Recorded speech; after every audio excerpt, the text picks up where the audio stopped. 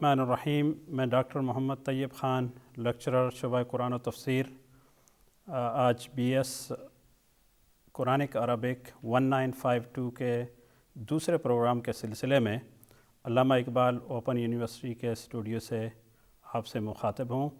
عزیز طلباء و طالبات، آج کے اس پروگرام میں ہم جس موضوع پہ ڈسکشن کریں گے وہ ہے اسم کی تعریف و تنکیر کے اعتبار سے اقسام، یعنی معرفہ اور نکرہ ہونے کے اعتبار سے اسم کی کتنی قسمیں ہیں۔ تو سب سے پہلے تو ہم یہ جاننے کی کوشش کرتے ہیں کہ معرفہ اور نکرہ ہوتا کیا ہے۔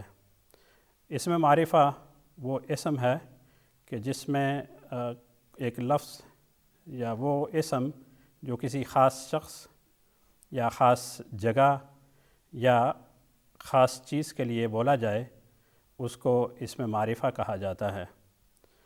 اسی طرح سے اس کے برعکس وہ اسم، وہ کلمہ جو کسی عام چیز کے لیے بولا جائے، عام شخص کے لیے بولا جائے، کوئی بھی لفظ جو عمومیت پر دلالت کرتا ہے، اس کو ہم اسم نکرہ کہتے ہیں۔ تو اسم معرفہ جو ہے اس کی اقسام 7 ہیں، اور ان اقسام کو، یہی اقسام جو ہے وہ آج کا ہمارا بنیادی موضوع ہے۔ ان اقسام میں سب سے پہلے جو معرفہ کی قسم آتی ہے وہ اسم نکرہ ہے جو الف لام کے ساتھ معرفہ بنتا ہے، جس کو ہم عربی زبان میں معرف باللام کہتے ہیں۔ یہ اسم نکرہ فار ایگزامپل بیتن کا ایک لفظ ہے۔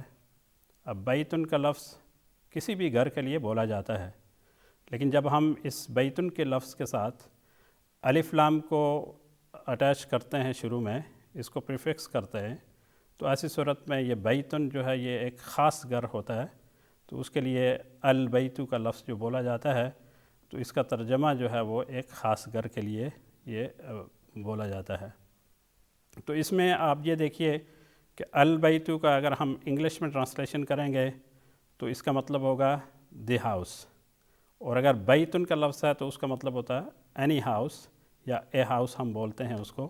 تو یہ ایک فرق ہے جو ہمیں انگریزی کے ٹرانسلیشن میں بیتن اور البیتو کے درمیان نظر آتا ہے، جس سے ہمیں یہ معلوم ہوتا ہے کہ بیتن جو ہے وہ اسم نکرہ ہے اور البیتو جو ہے وہ اسم معرفہ ہے۔ اس کی ہم بہت ساری اور مثالیں بھی دے سکتے ہیں، جیسے المدینۃ، مدینۃن جو ہے یہ شہر ہے، المدینۃ جو ہے یہ خاص شہر ہوگا۔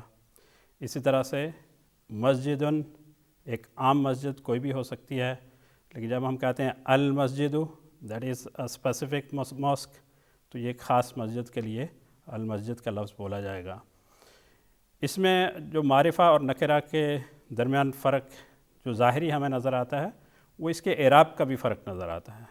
مثال کے طور پر جب ہم کہتے ہیں بیتن، تو اس کے آخر میں تنوین آ رہی ہے، یعنی نونیشن ہے، ڈبل ضمہ ہے اس کے آخر میں، لیکن جب ہم اس کے شروع میں الف لام لگاتے ہیں، البیتو کہتے ہیں، تو اس میں یہ تبدیلی ہمیں واضح طور پر نظر آتی ہے کہ اس کے آخر سے وہ جو تنوین ہے وہ ختم ہو گئی۔ تو بیتن سے البیتو ہو گیا، مسجدن سے المسجد ہوگا، امرأتن سے الامرأۃ ہوگا، رجل سے الرجل ہوگا۔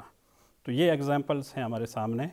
یہ پہلی قسم ہے اسم معرفہ کی، جس کو ہم معرف باللام کہتے ہیں، یعنی وہ اسم نکرہ جو الف لام لگانے کے ساتھ معرفہ بن جائے۔ اس کے ساتھ جو دوسری قسم ہے اسم معرفہ کی، وہ ہے علم، جس کو ہم کامن پراپر ناؤن کہیں گے۔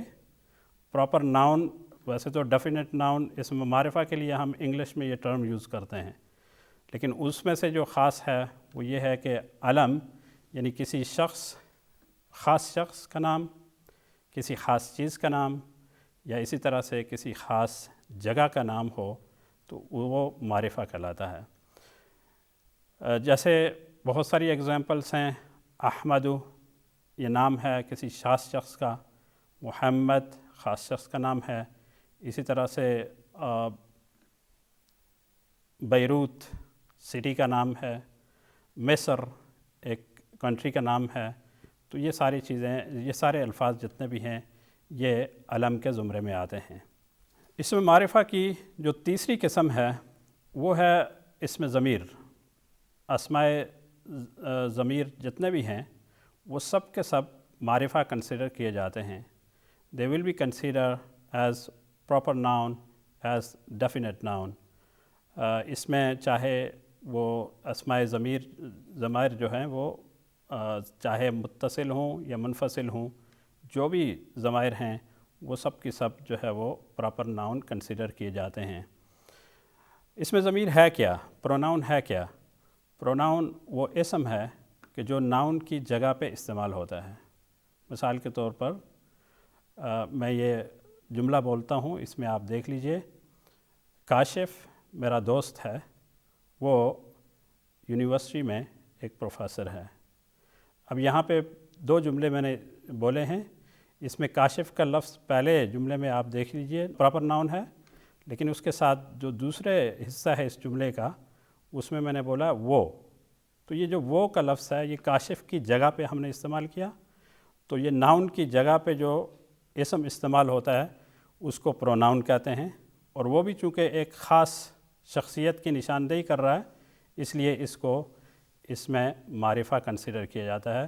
اور اسی سے آپ اندازہ لگائیں کہ عربی زبان کی جتنے بھی ضمائر ہیں وہ سب کے سب جو ہے وہ معرفہ کنسیڈر ہوتے ہیں، جیسے ہوا، ہما، ہم، ہیا، ہما، ہن، انت، انتما، انتم، انتی، انتما، انتن، انا، نحن۔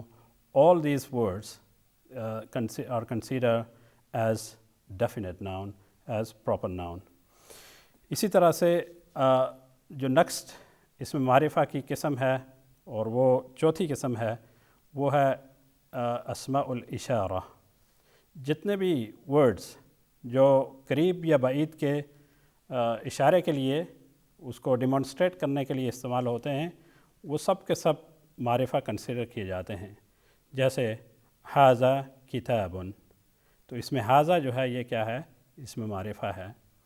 ہؤلاء رجال، یہ لوگ ہیں، دیز آر مین، تو یہ یہاں پہ اس جملے میں دیز کا جو لفظ ہے یہ معرفہ ہے، ہؤلاء جو ہے یہ معرفہ کنسیڈر کیا جائے گا۔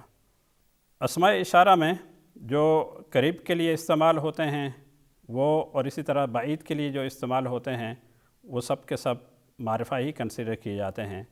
قریب کے لیے استعمال کیے جانے والے الفاظ میں ھذا، ھذانی، ھذینی، ہؤلاء، اسی طرح سے ھذہ مؤنث کے لیے ھذہ، ھاتانی، ھاتینی، ہؤلاء، یہ سب کے سب قریب کے لیے استعمال کیے جاتے ہیں، اور اس میں جنس کا فرق ہے، جنڈر کا، کہ بعض مذکر کے لیے ہیں اور بعض مؤنث کے لیے ہیں۔ اسی طرح سے بعید کے لیے جو اسماء اشارہ استعمال ہوتے ہیں اس میں تلکا، تانکا، اولئکا، یہ مؤنث کے لیے، اور مذکر کے لیے ذالکا، ذانکا، اولئکا، یعنی اولئکا جو ہے یہ بعید کے لیے ہے، چاہے مذکر ہو چاہے مؤنث ہو، اور ہؤلاء جو ہے یہ اسم اشارہ قریب کے اشارے کے لیے استعمال ہوتا ہے، اور یہ چاہے مذکر ہوں یا مؤنث ہوں۔ اس کے ساتھ جو اسم معرفہ کی پانچویں قسم ہے وہ ہے اسماء موصولہ۔ اسماء موصولہ وہ اسماء ہیں کہ جو دو جملوں کو جوڑنے کے لیے، ملانے کے لیے استعمال کیے جاتے ہیں۔ اس کے لیے سمپل سا اگر اردو میں ہم آپ کو سینٹنس بتائیں کہ میں نے ایک لڑکے کو دیکھا جو کتاب پڑھ رہا تھا۔ I saw a boy who was reading the book۔ تو اب اس جملے میں آپ دیکھیے کہ یہ جو ہو کا لفظ یہاں پہ استعمال کیا گیا ہے یہ کیا ہے؟ یہ اسم موصولہ ہے۔ اسی کو جب ہم عربی میں اس کے لیے جو الفاظ استعمال کرتے ہیں وہ ہیں الذی، اللذانی، الذین، جیسے آپ قرآن مجید میں اس کی ڈھیروں مثالیں دیکھ سکتے ہیں۔ فار ایگزامپل سورہ بقرہ کے شروع میں یہ الفاظ آتے ہیں ھدی للمتقین الذین یؤمنون بالغیب، تو اب متقین کے بعد الذین کا جو لفظ ہے یہ کیا ہے؟ یہ اسماء موصولہ میں سے ہے۔